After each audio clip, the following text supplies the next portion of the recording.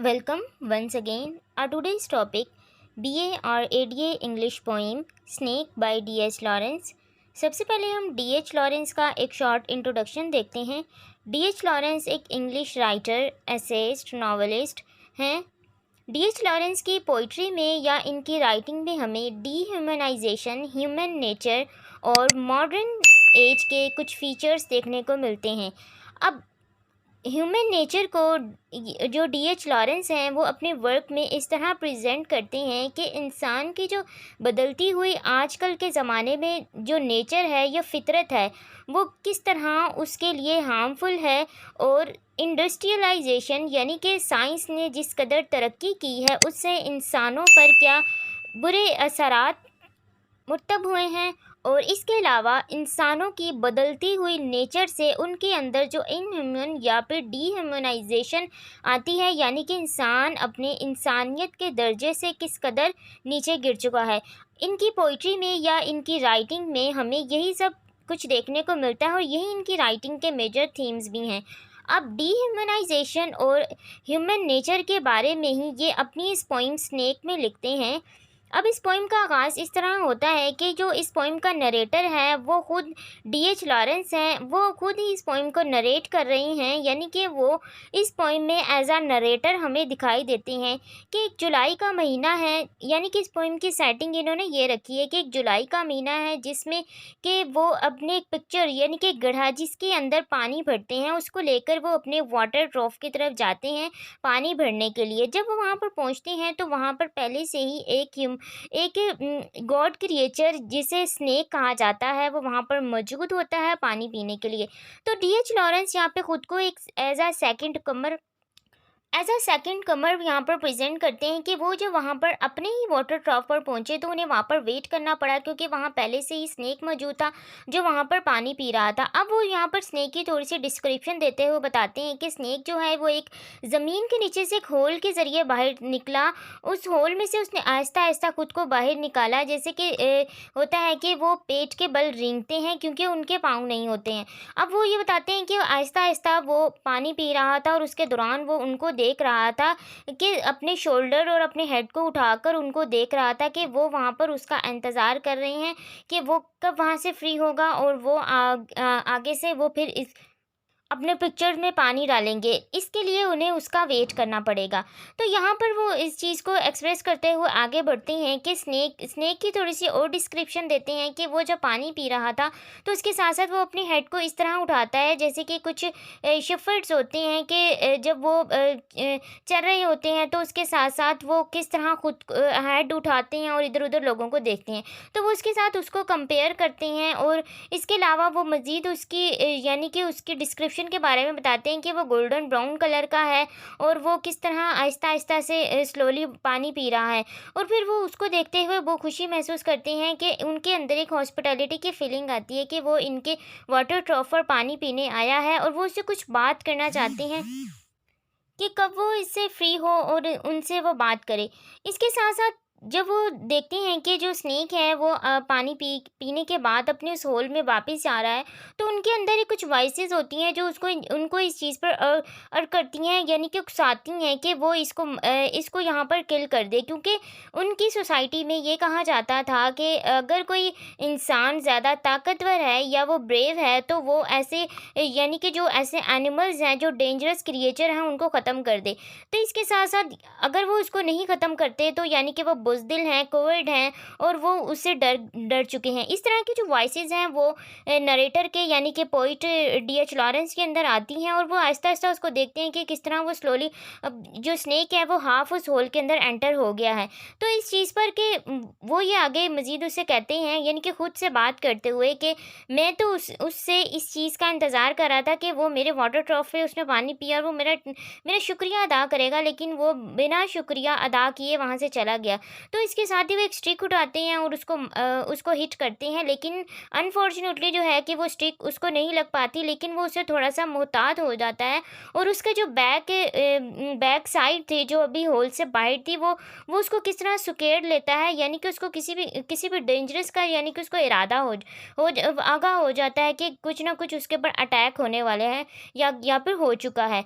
तो इसके साथ वो जल्दी से उसके अंदर एंटर हो जाता है। तो उसके एंटर होने के बाद जो पोइट है उसको रिग्रेट फील होता है कि उसने ये जो एक्ट किया वो कितना इनह्यूमन था, कितना वर्जिश था कि उसने एक ऐसे क्रिएचर पर हमला किया, उसको हिट किया, नुकसान पहुंचाने की कोशिश की कि जिसने उसको कोई भी नुकसान नहीं पहुंचाया। उसके बाद वो उसको एक गॉड के साथ कंपेयर करते हैं कि वो तो एक गॉड की तरह था, गॉड की क्रिएचर है कि वो जस्ट वहाँ पे पानी पीने आया था और उसके बाद वो चला गया। वो एक ऐसे किंग की तरह है जिसको उसकी किंगडम से, यानी कि वो उस किंग की तरह है कि उसको उसकी किंगडम से एग्जाइल कर दिया गया है और अब वो इस चीज़ का वेट करें कि कब उसको थ्रोन वापस दिया जाएगा। तो उस यहाँ पर वो उसको एक किंग के साथ कंपेयर करते हुए और अपने आप को रिग्रेट, यानी कि वो गिल्ट में आ जाते हैं कि उन्होंने ये जो एक्ट किया कि उन्होंने उसको मारने की कोशिश की, तो वो बिल्कुल जस्ट लाइक एक मैरिनर की तरह था। यहाँ पर लास्ट में वो अल्फ्रेड की बात करते हैं, जो कि एक पोइम है एस टी कॉलरिज की, राइम ऑफ एंशिएंट मैरिनर के अंदर उनका एक बर्ड था जिसको वो किल कर देते हैं और जिसके बाद उसको किल करने के बाद उनकी लाइफ में और ज़्यादा मुश्किलात पेश आती हैं।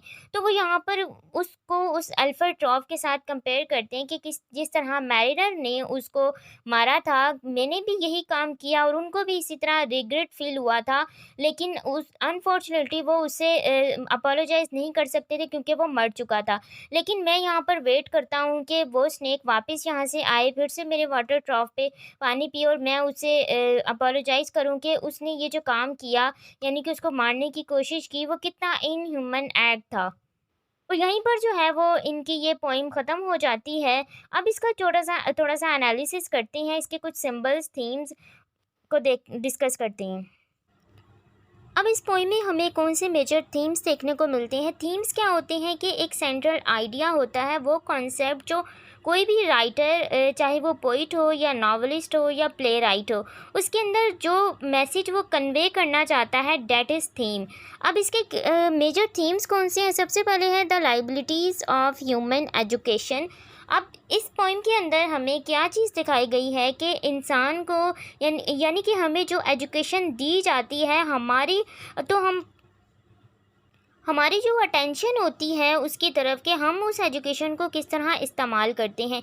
यहाँ पर हमें जो नेगेटिव वे में एजुकेशन दिखाई गई है कि बाज़ औक़ात जो एजुकेशन हमें मिलती है वो सिर्फ ट्रूथ ही नहीं होती, उसके अंदर कुछ ना कुछ रॉन्ग्स वे भी होते हैं। कि जब यहाँ पर पोइट को एजुकेट किया गया था कि जब भी वो किसी ऐसी क्रिएचर को देखे कि जो डेंजरस दिखाई दे तो उसको मस्ट बी किल्ड। तो अब पोइट के अंदर यहाँ पर एक चीज़ आ जाती है, उसके अंदर वो इस चीज़ पर खुद को ब्लेम भी करता है, लेकिन फिर भी वो ये काम करता है बिकॉज कि उसको एजुकेशन दी गई थी। अब नेक्स्ट थीम जो इसके अंदर दिखाई देता है गिल्ट का है, क्योंकि जब वो स्नेक को हिट करता है तो उसके बाद उसको गिल्टी फील होता है कि उसने ये जो एक्ट किया वो कितना इंसानियत से गिरा हुआ था। वो खुद पर ही उसको शेम होती है, वो खुद को ही ब्लेम करना स्टार्ट कर देता है। नेक्स्ट है gap between human and animals, यानी कि हमारे अंदर इंसानों और जानवरों के दरमियान यानी एक कम्युनिकेशन का जो गैप है कि इंसान जो है वो जानवरों को कितने तरीक़ों से ट्रीट करते हैं, उनके साथ क्या सलूक करते हैं, इस तरह की जो थिंकिंग होती है उसको एक्सप्रेस करने के लिए ये स्टोरी क्रिएट की थी D.H. लॉरेंस ने। नेक्स्ट थीम जो इसके अंदर दिखाई देता है डिस्ट्रक्टिव नेचर। अब डिस्ट्रक्टिव नेचर क्या है कि हमारी एक नेचर होती है कि हम इंसान की एक नेचर है कि वो तबाही चाहते हैं। हमने स्टार्टिंग में डिस्कस किया था कि D.H. लॉरेंस की जो राइटिंग है वो वर्ल्ड वॉर के बाद की लिखी गई है। तो उन्होंने वर्ल्ड वॉर यानी कि जितनी भी दो जंगें, आलमी जंग जिसे कहते हैं, हो चुकी थी, उनमें जो तबाही हुई उससे इंसान के अंदर वो क्या चीज़ थी कि जिसने ये सब कुछ उनको करने पर मजबूर किया, तो वो इंसान की नेचर थी। तो इसी चीज़ को वो इसके थ्रू दिखाते हैं। सिम्बॉलिकली उन्होंने ये पोइम जो है स्नेक और ख़ुद को एक एज अ सिंबल के तौर पर प्रेजेंट किया है इस पोइम में। नेक्स्ट जो इसके अंदर हमें थीम देखने को मिलता है मोस्ट इम्पोर्टेंट है सुपरस्टिशंस का। अब सुपरस्टिशन इस पोइम में हमें कहाँ देखने को मिलती है, जब वो इस चीज़ पर सोच रहे होते हैं कि उनकी सोसाइटी में ये कहा जाता है कि अगर कोई ब्लैक स्नेक है तो उसको नहीं मारा जाएगा क्योंकि वो पॉइजनस नहीं होता, लेकिन लेकिन as compare to golden brown snake तो उसको मस्ट बी किल्ड। अब यहाँ पर एक हमारी सुपरस्टिशंस है कि उनकी सोसाइटी में किन स्नेक्स को माना जाता है कि इनको मारना नहीं है, इनका मर्डर नहीं करना, और कौन से ऐसे स्नेक्स हैं। यानी कि यहाँ पर स्नेक्स नहीं, वो क्रिएचर हैं कि जिनके बारे में ये कहा जाता है कि ये लोग जो हैं वो जैसे कि हम कहते हैं कि हमारे लिए हार्मफुल हैं, ये नुकसान देंगे, तो इन लोगों को ख़त्म करने देना चाहिए या इन चीज़ों को ख़त्म कर देना चाहिए।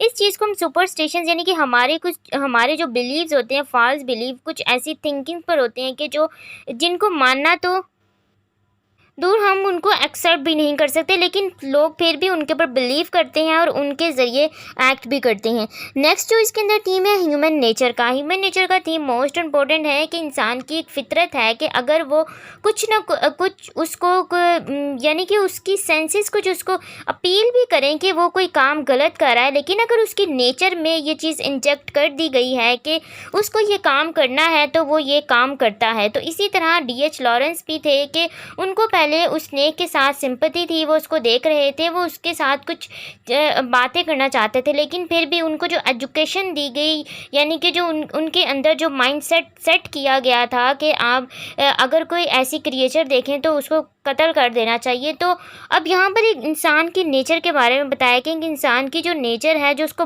सोसाइटी में आकर वो किस तरह चेंज हो जाता है, वो अपनी नेचर को नहीं बदल सकता, लेकिन उसके बाद अपना वो काम करने के बाद उसको उस पर रिग्रेट ज़रूर होता है, और ये रिग्रेट जो है वो बहुत कम लोगों को होता है कि वो अपने उस काम से गिल्टी फील करती हैं। अब D.H. लॉरेंस ने जब खुद को गिल्टी फील किया कि उनका जो काम था वो कितना शेमफुल था, तो वो खुद को उस मैरिनर के साथ कंपेयर करती हैं। जैसे अभी हमने डिस्कस किया कि रायमन एंशर्ड मैरिनर में जो S.T. कॉलरिज हैं, उन्होंने किस तरह एक स्टोरी क्रिएट की थी, इंसान के गिल्ट को बताया था कि हम जब हम किसी को नाहक कत्ल करते हैं तो उसके बाद हमारे ऊपर कौन सी मुसीबतें आती हैं, और हमें एक सेंस ऑफ क्रिमिनल होता है कि वो हम किस तरह के क्रिमिनल की सोच होती है, उसकी लाइफ होती है, उस चीज़ को उन्होंने उसके अंदर एक्सप्रेस किया है।